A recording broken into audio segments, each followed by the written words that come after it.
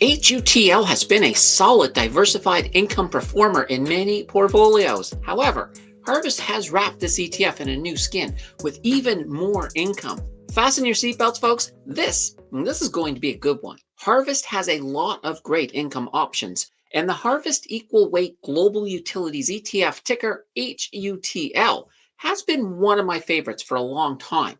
It is a very solid covered call performer that brings not only diversification to your portfolio, but a respectable amount of income as well. Harvest has taken this ETF and created another version by wrapping it in leverage to make those returns even bigger.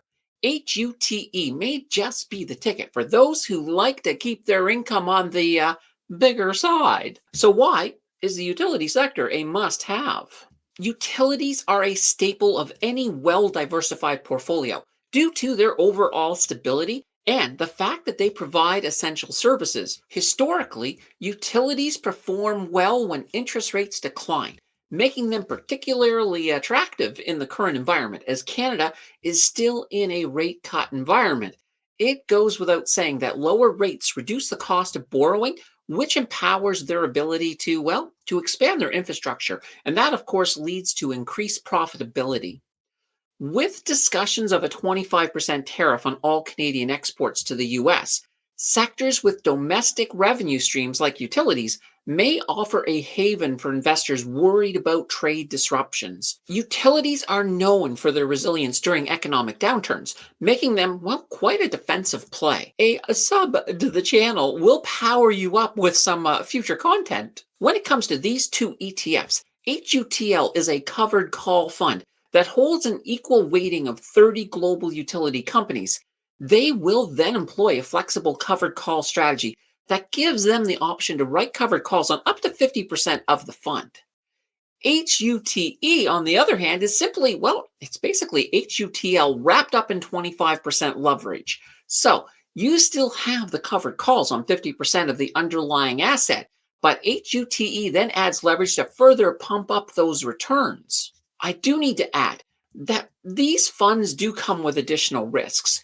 In terms of covered calls, a big risk is the loss of upside potential. So, in a strong bull market, you more than likely are not going to see all the growth of the underlying asset. In terms of leverage, this enhances the up and down movements of the underlying stocks so that you gain or lose basically, 25% more. That's that 25% leverage. The good news with that is because utility stocks tend to perform well in economic downturns, that risk is often mitigated a wee bit. That's a pretty good thing. The one exception with utilities is if we move back into a rate hiking environment, then leverage could be very risky for sure. For this deep dive, we will mostly be focusing on HUTL, as HUTE is simply HUTL wrapped up in that 25% leverage. However, we will break down the returns, fees, anything that's different between the two as we push through this deep dive. With that being said, I think it is time to jump into some fundamentals. With numbers involved, we need to call on the supreme subtractor, the ace of addition, the one and only Mr. Math. As usual, we will start with a little bit of surface data. Looking at their current value, HUTL has a value of $17.48, while HUTE coming in at $10.38. The NAV respectively on them are $17.47 and $10.38. Looking at those assets under management, for HUTL, we get 266.03 million and 29.59 million for HUTE. Looking at the average volume for HUTL, 22,022, while HUTE, 9,912. One thing that is clear from that surface data is that, HUTL has been around a lot longer. You can see the higher numbers from that for sure. Let's switch over and take a look at some of their fund specifics. All right, let's take a look at the fees. We're going to look at the management expense ratio for both. For HUTL, we're looking at 0.68%. And for HUTE, it's quite a bit higher, 2.25%. Leverage does require quite a bit more management on the management side. That's why there's a huge difference for sure. All right, let's take a look at the holdings for HUTL. The top three are Emera, AT&T, and Enbridge. So that's two Canadian and one US there. Looking at the geographic diversification, we have US stocks making up 29.5% of the fund, Canada 27.3%, Spain 9.6%, France 9.6%, and the UK with 6.3%.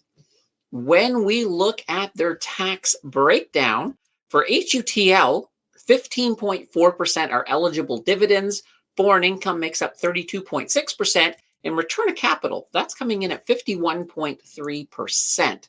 For HUTE, those eligible dividends are at 17.2%, foreign income 25.9%, and their return of capital 56.9%.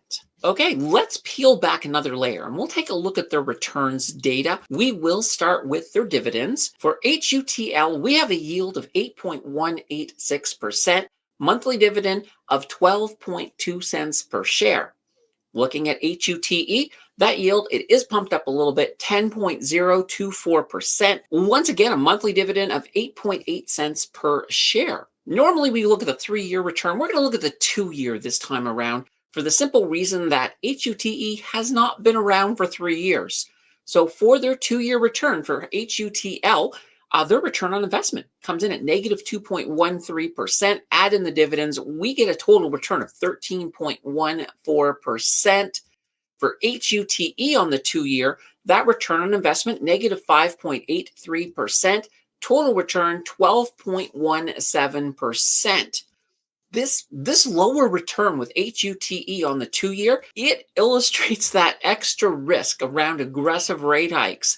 That's exactly what we were seeing in part of that 2-year period. And utilities did not like those rate hikes for sure. Okay, let's look at the 1-year. For HUTL, that return on investments coming in at 9.66%. Factor in the dividends, total return 18.69%. For HUTE, that 1-year return on investment, 11.06%. Add the dividends in, total return 22.24%. There you have it. When rate hikes are not a factor, the leveraged version soars easily into the lead. Okay, we have seen enough data. I am ready for the final verdict. I am a huge fan of dividend growth ETFs and the total returns that come with them. However, I do have a fondness for income, and when you craft an income-generating fund around a recession-proof sector, I am very interested for sure. I have loved HUTL since before HUTE was born, and I still do. One of the big reasons for that is the utilities is usually a slow climber, except for when there are aggressive rate cuts. Then we can really see some performance for sure. During those times, HUTL does lose upside potential for sure. However, the leverage with HUTE can make up for most of that lost upside potential, especially if you're in a situation where you're able to reinvest those dividends. Of course, for an income investor, the lost upside potential is usually not a huge concern, as it is all about the income, and that is what you are going to get with these funds. Strategy-wise, I think HUTE is not a bad option, but if we do move back into a rate hiking environment, then it really does make a lot of sense to me to drop back down to HUTL until those rate hikes are finished. Then, as utilities is sitting low, move back into our leveraged friend and ride the recovery like you mean it. If you are interested in either of these ETFs, don't forget to put in a whole heaping helping of due diligence before you place any of your hard-earned money on the table. Let's continue that learning journey by checking out this video on income-focused ETFs. Thank you for watching, and I will see you in the next video.